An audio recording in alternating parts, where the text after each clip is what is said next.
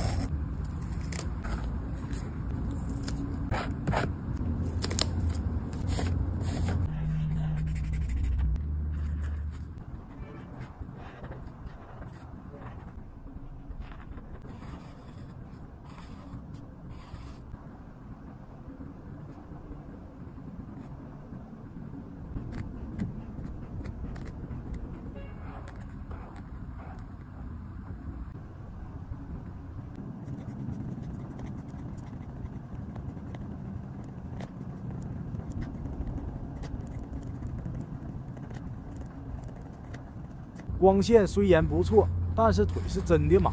下期见，886。